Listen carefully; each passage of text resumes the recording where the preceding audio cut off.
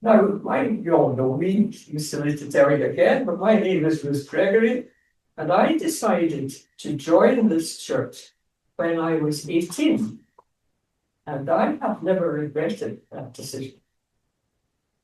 Attendance here among friends is always a pleasure for me and has freed me to develop my own beliefs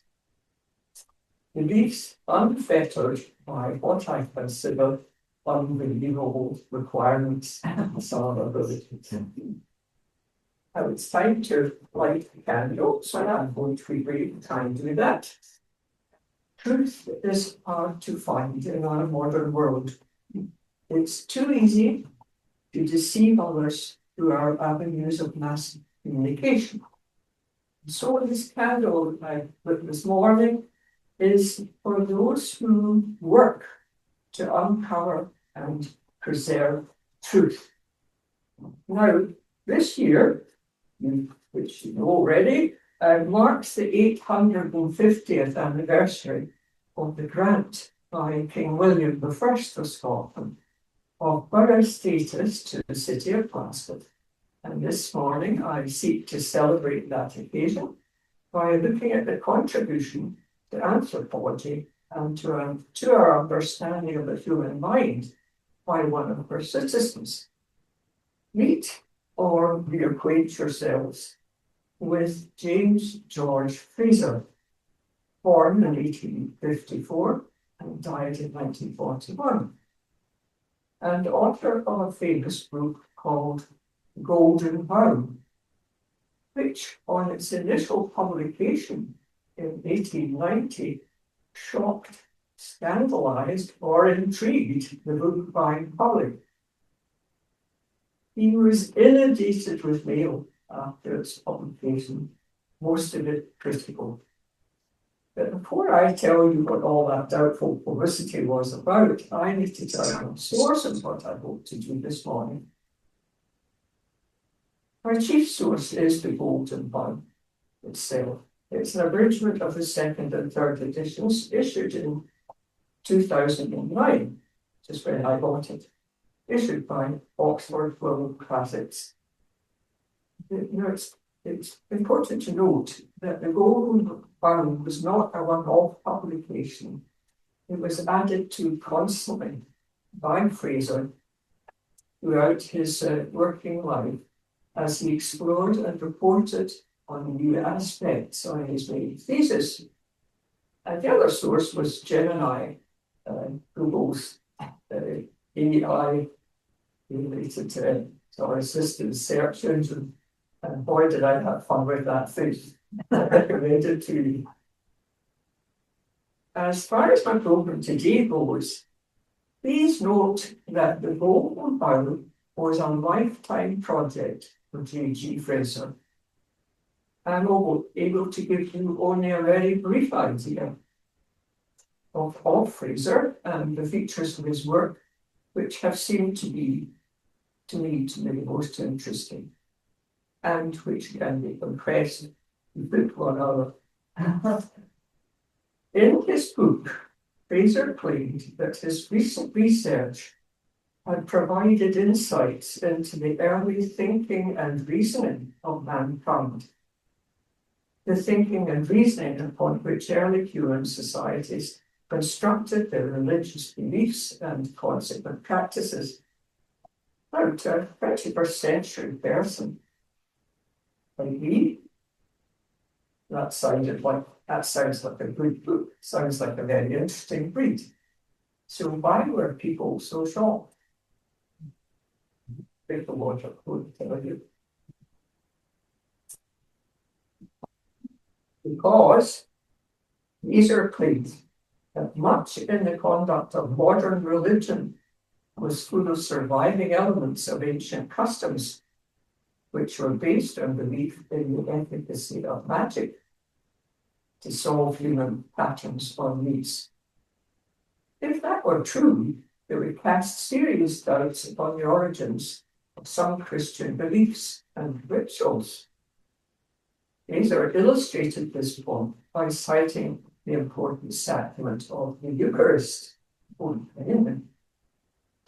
He claimed that it was a refined form of ancient practice, eating the flesh and drinking the blood of a sacrificed Lord in order to acquire his divine nature.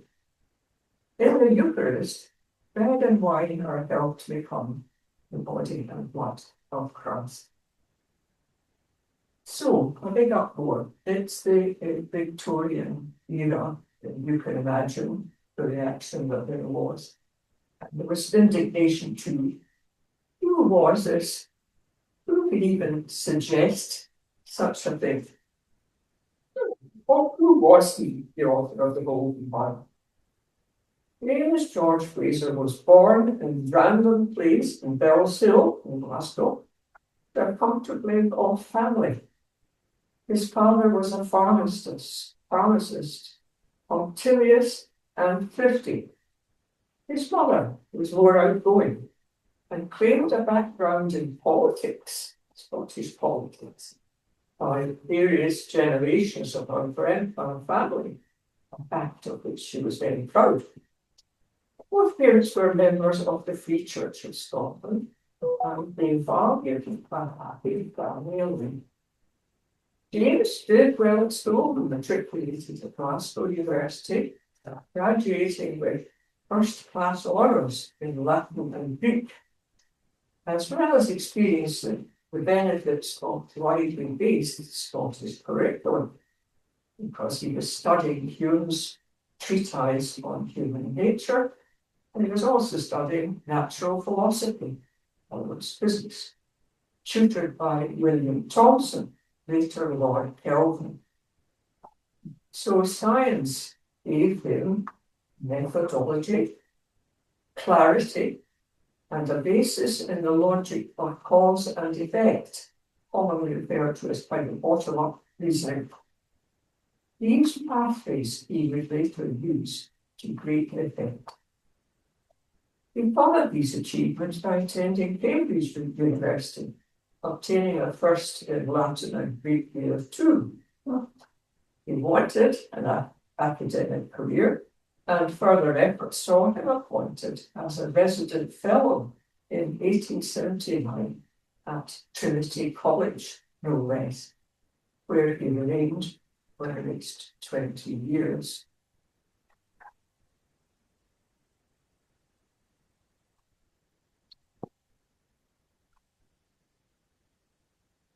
So in Cambridge, immersed in this hotbed of stimulating ideas, Fraser was much influenced and excited by a book written by the professor of anthropology at Oxford, and Edward Burnett Tyler. The book was called Primitive Culture. It gave accounts of superstitions from all over the world. Studying these had convinced Tyler that much in modern behavior consists of a series of survivals from ages gone by. To illustrate this, we wrote an explicit and skeptical account of the theology of the Anglo-Catholic Mass, saying much of it was based on ancient hopes of the efficacy of magic. This study, of course, confirmed similar thoughts which Fraser had himself, and he wanted to continue and enlarge upon this line of inquiry. But he did know that nothing could be proved on the basis of one piece of research, and he determined to build a bigger and better body of evidence. He set himself to gather material in order to write a book which would bring the whole of man's early cultural and belief to public attention. He widened his reading to cover ethnographic journals, the reports of colonial administrators, missionaries, other travellers, to cover the non-Western world. Later, in 1887, he requested more specific information on marriage customs, rules of succession, myth, and ritual. The response was amazing and allowed him to establish a fruitful professional relationship with other workers in the field, which lasted for many years. By the time he had finished the final and third edition of the Golden Bible, it had 12 volumes and contained thousands of examples. It's important to note that it was not Fraser's goal to list a finite catalogue of religious customs and threats, but to prove the universality of certain primitive religious ideas. He's going to do this by citing overwhelming comparative evidence.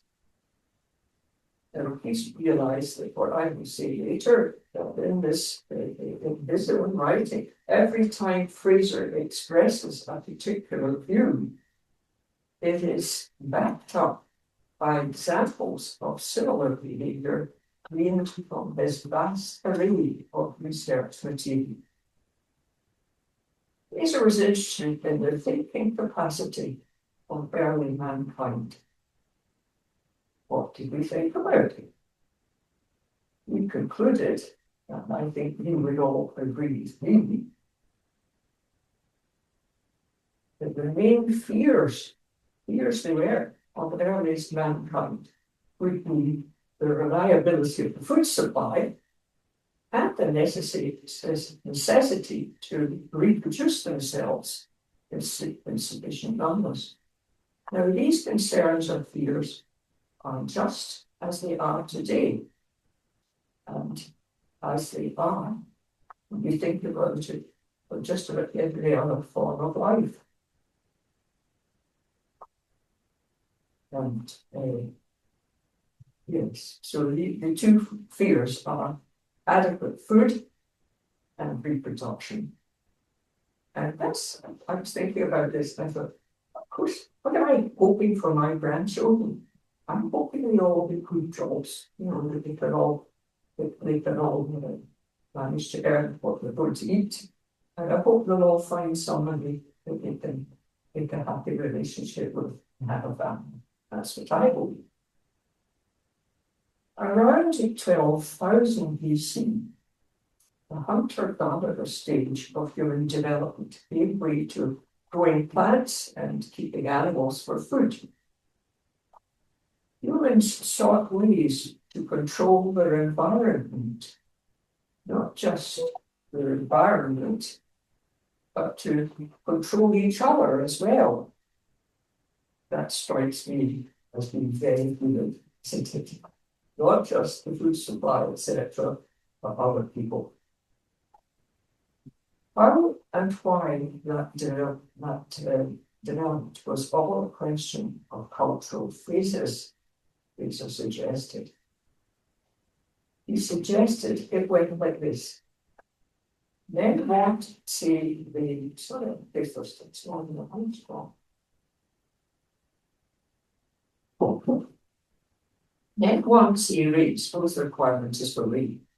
Their medicine man, or whatever was the equivalent of that, suggests a rain dance, in which they imitate the rainfall at dawn, so that the clouds will copy this and provide a downpour. These are called this homeopathic magic. Like produces like.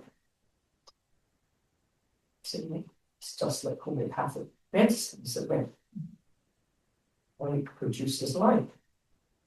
Now, that sometimes does appear to work, but not often. Another example of what they thought. You might wish to harm your enemy, so you make a doll or image of that person and inflict pain or death on it by stabbing pins into it. The injury into death is believed to be magically transferred to the real person. And hearing partly that's the basis of voodoo as well, isn't it? That's one kind of that magic. There's another type of magic, It's contagious magic. Here's an example. In many societies, people take great care to collect and dispose of their hair cuttings, their nail clippings, or any teeth they've lost, because these things maintain a magical connection to the person they feel brought. And you do it for protective measure. The baby thing, I thought, why did I collect all these baby teeth? He suggested it, was it just, I was told that tradition says it's a good idea. Tradition. But to return to Fraser and his cultural phases, he says, because magic doesn't appear to work consistently, men do the next best thing, and they fall on their knees to pray. This is the age of religion. So we've had what he has described as the age of magic, and now we're moving on to the age of religion. When the prayers and the ever greater sacrifices do not work, mankind sets about investigating the precise causes of the natural world. And on the basis of their new understanding, attempt to alter things for the better. This is the age of science, Fraser says. And he argues that's the age we now inhabit. He said, magic and science have this in common, that they are techniques of intervention, while religion is an adjuring of all responsibility in favor of the gods.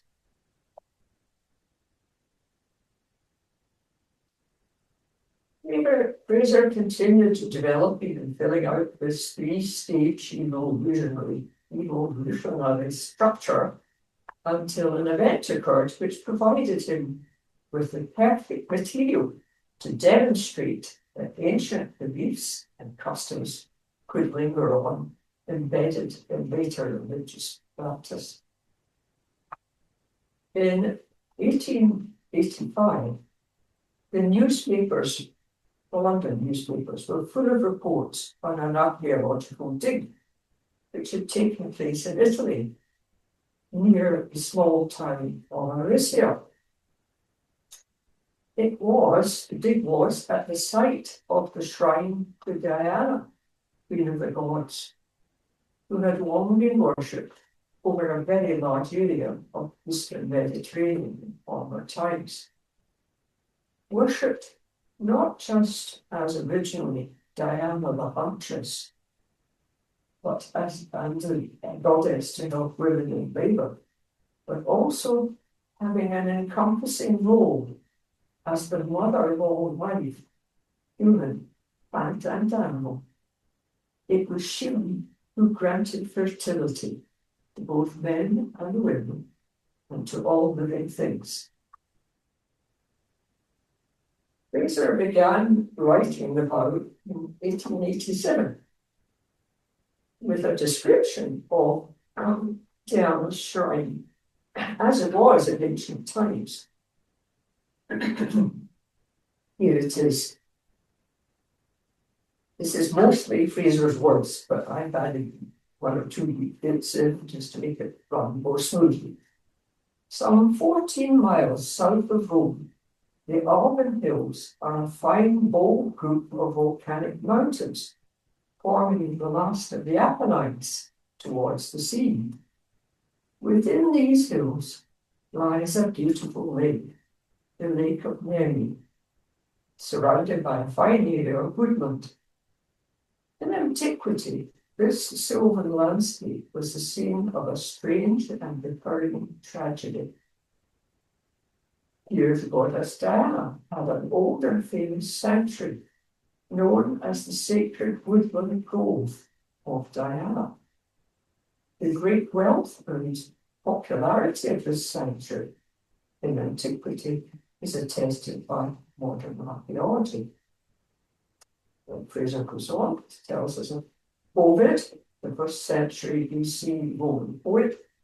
Roman described his ornate buildings and a succession of Roman emperors, from Julius Caesar to both of the Antonine Caesars, that's Antoninus and Marcus Aurelius, often visited it. However, it was not merely in its natural surroundings that this ancient shrine of the goddess continues to be a type of miniature of the past. Down to the decline of Rome in the 5th century, a strange and savage custom was observed here. In the sacred grove, there grew a certain tree, which had to be defended. Around it, at any time of the day, and probably far into the night, a grinning figure might be seen to prowl. In his hand, he carried a drawn sword, and he kept peering wearily about himself, as if at any instant he expected to be set upon by an enemy. He himself was both a priest and a murderer, and the man for whom he looked was sooner or later to murder him and hold the priesthood in his stead. Such was the rule of the sanctuary. A candidate for the priesthood would only succeed to office by slaying the priest, and he in turn would retain office only until slain by a stronger or craftier opponent. The least relaxation of this vigilance would result in mortal danger. A strange condition of mind. The challenger had to be someone from afar, or be a slave who had run away from his master. And he had to have broken off a bough from the tree in the grove in order to compete. The defending holder of the priesthood and his title, King of the Wood, was charged with guarding the tree from damage at all times, at the peril of his own life. What a strange tale. Scholars of Fraser's time were familiar with the account, but it was Fraser who delved deeply into where and when the elements of the tale had originated. Everyone had heard of the old bough, the magic tree, which enabled Aeneas to safely traverse the underworld in search of his dead father. Now, the Aeneid was written by the Roman writer Virgil between 29 and 19 BC. 29 and 19 BC. And it was a story about Aeneas, who lived 1,200 years before him. So you wonder about his veracity. An interesting aside for the modern reader is that Virgil was fulfilling a commission from the Emperor Augustus to write a history of Greece, which would demonstrate how the Romans were the ultimate inheritors of the Greek virtues of bravery and learning. You might wonder, did Virgil in fact make up the story of Aeneas' wanderings? Was it really based on true knowledge of Aeneas' story and events? Also, you doubtless have heard of Jason, the Argonauts, and they sought the old feast, of course, which was to be found hanging on a branch of a tree. It was based on an epic Greek poem written in the 3rd century BC by Apollonius Rhodius. There is no doubt that people knew about trees with magical associations. In his careful investigations into the details of the other elements of the story, Fraser examined the writings of the scholar Servius, writing in the 4th century AD. He confirmed the existence of both the tree and of the savage rite at Elysia.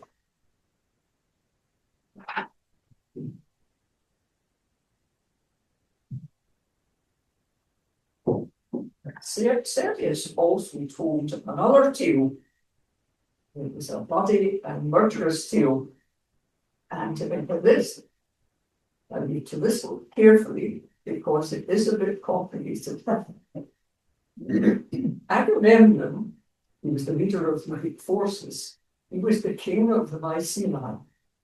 He envied the city-state of Troy, its wealth and fame, and he determined to invade it.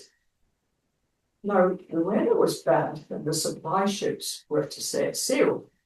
And Agamemnon made sacrifices to the gods for the weather to improve. It did not improve. Believing that the gods considered his sacrifices were not personally painful enough, Agamemnon sacrificed his beloved daughter, Iphigenia. He then went on to sack Troy, but he was eventually murdered by his wife and his lover in revenge for the death of Iphigenia. Her brother was called Orestes, and when he was older, to be sure of the time, said Troy, he killed his mother and her mother for having killed his father. Don't all that out now. They're all killing each other. Now, the trouble was that matricide was a serious crime in Greece, and Orestes fled to Italy, where he hoped to set up a city. En route, he arrived at Taurus, which is in modern-day Crimea. He arrived at Taurus, where there was another shrine to Diana, a shrine of a different nature. This shrine insisted on the sacrifice to Diana of any stranger or visitor to Taurus.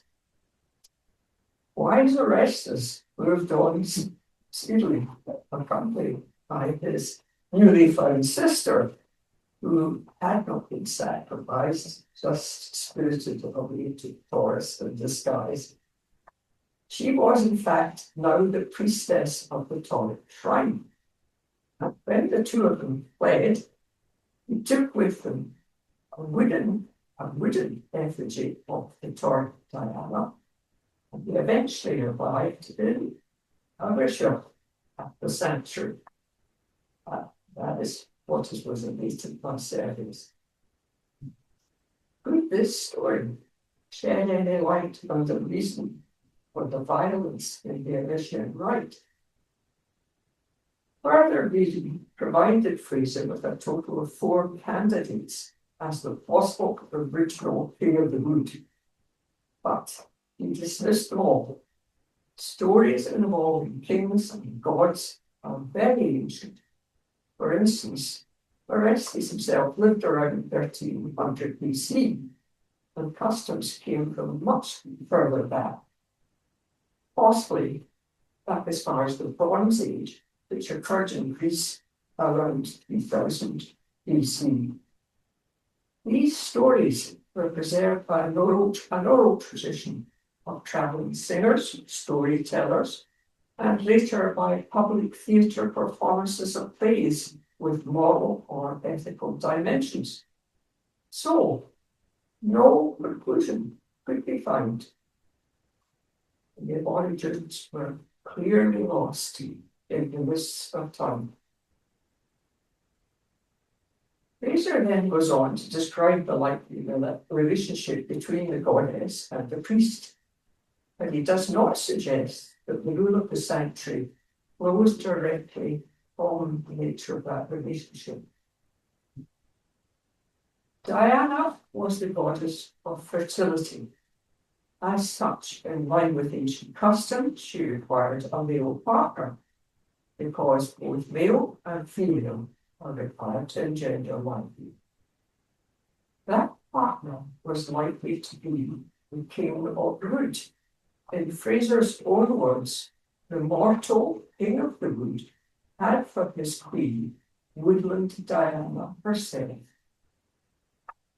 As Fraser knew, marriages between mortals and gods or goddesses appear regularly in ancient stories.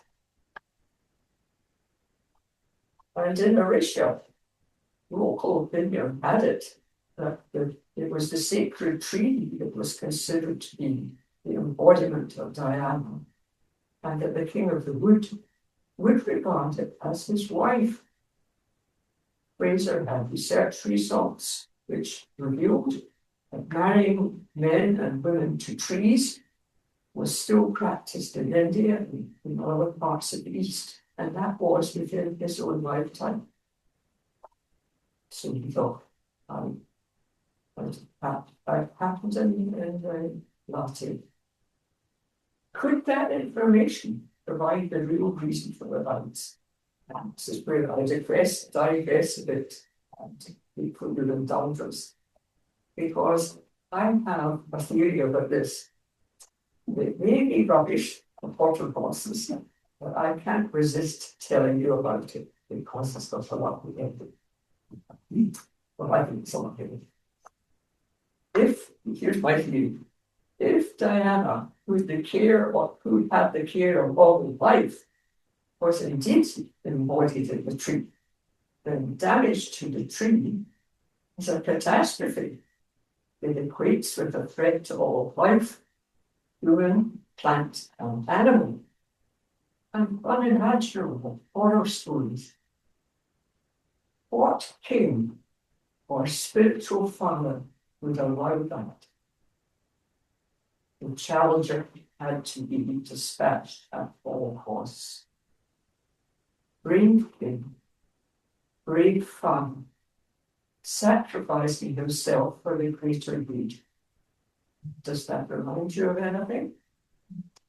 Jesus, or perhaps even the old laws of chivalry. In those days of knights and so on, the knights were not only required to be good at fighting, but had a protective duty. Men had a sacred duty to defend and protect their family. Is the lesson. Men had a sacred duty to defend and protect their family. Thinking of a threat to all life, I find an uncanny echo in our own times. Climate change threatens the future of many lives on our planet. As ordinary citizens, we puzzle over what we might do about it. Now, fortunately for us, the ultimate self-sacrifice will not be required. We know that there are some things that we can do, but we should face up to them. So that was my theory. So what to come out of it. So thank you for indulging me. And we now return to Fraser. He moved on with the analysis of his research data. It became evident to him that in former times, as in our own, kings had all over the world a very important and influential role in society. In some places, it was believed that they were gods, or at least had a vital influence on the success of the harvest and on the husbandry. Fraser's evidence is full of customs and rituals to ensure that this beneficial intervention did take place. That's what it was for. Strangely, there are many references to the necessity for the god to die. What was that all about? What could be the reason behind that? Answering that question led Fraser to add more sections to his magnus opus. The chapter headings relate the contents. The killing of the divine faith, the sacrifice of the king's son, scapegoat, the crucifixion of Christ. But of course, that's a whole new topic, and it needs to be addressed on some other occasion. Fraser's work was heavily criticised. The chief accusation was that he was an armchair anthropologist, that he should do very much more field work than he did. And because his method of collecting and using data, where they relied on published accounts, his data was often unreliable and difficult to verify. Many of his sources were not trained ethnographers. Some misunderstood or simplified customs, labeling them as savage or superstitious. Sometimes his facts were taken out of context, stripping them of the original subtle meaning. That was the accusations. I think quite a few of them are unfair. I don't know what they thought somebody living in the late 1800s, how he could collect information for thousands of pieces of field work, the transport the way it was, airplanes, etc. The person who wrote the foreword of the introduction to the book also claimed that at that time there was a lot of professional envy in the arguments. So if we wrote from George Fraser the benefit, and I want you to listen to what Wikipedia says about it. Despite the many criticisms leveled against his methodology and period assumptions, Fraser's impact on the fields of anthropology, sociology, and comparative religion cannot be overstated. His work has left an indelible mark on our understanding of human cultures and the evolution of religious thought. Through his exploration of the themes of magic, myth, and ritual, Fraser shed light on the underlying principles that guide human behavior across different societies. Throughout his career, Fraser received numerous honors and accolades, including a knighthood in 1914 and 7 doctorates from prestigious institutions such as the University of Glasgow, the University of Oxford, and the University of Cambridge. I think Glasgow can be proud of this son. Now, I would like to close our time together with a prayer. We're going to make it a prayer to Diana, and we'll still be called that. I'm going to call it the Spirit of Love. It's a prayer to the Spirit of Love that leads us straight. We pray for spiritual energy. Help us to be calm and strong in times of sadness and adversity. Help us to love others enough not to weary in well-doing. Help us to do what we can to preserve our planet home.